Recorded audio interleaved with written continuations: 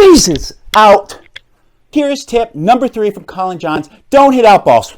Collin Johns says many points continue because out balls are hit. Don't hit out balls, he's saying. This is where it gets interesting. He says if you watch your opponent, they almost always telegraph how hard they're going to hit it. And if they're going to hit it from below the net with a lot of power, it's almost always going out. How do you know if they're hitting with a lot of power? If they have a bigger backswing, obviously, right? If they load up. So when you see your opponent do this, what are you going to do? Sidestep or duck? I would suggest both.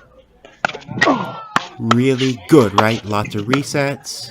They push them back. And then Yanni does this. Yanni is in the top right-hand corner. The first thing that he should have realized was David was running forward, took a big swing, and that ball is most likely going out about 90% of the time. For me personally, why do I hit out balls? Well, probably ego. I want to show the person on the other side of the net that I'm faster than them. And this is all wrong. I have no discipline, and maybe you should have some discipline.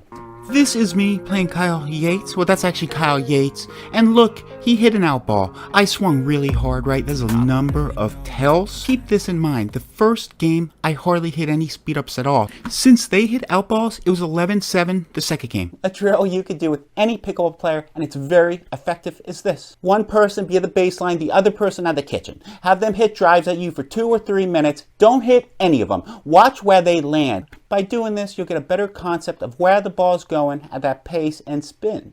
Next, only hit the balls that you're positive are in. If you think they might go out, let them go and see where they land. Upsets in pickleball can happen if you are disciplined and not do that. I'm sorry, Yanni, I'm really calling you out, but I'm just doing it to make you a better man.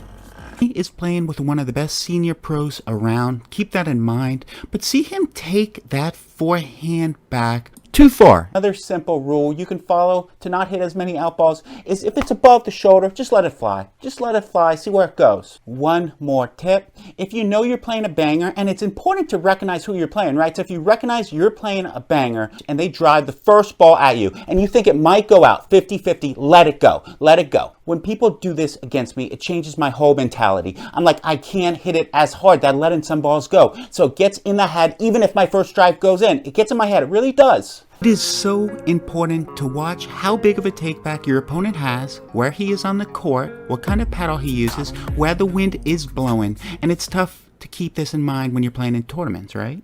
Pickleball lovers, do you agree with Collin Johns? What are some other tips you use not to hit out balls? Please leave your comments, please subscribe, and don't forget to have a good day.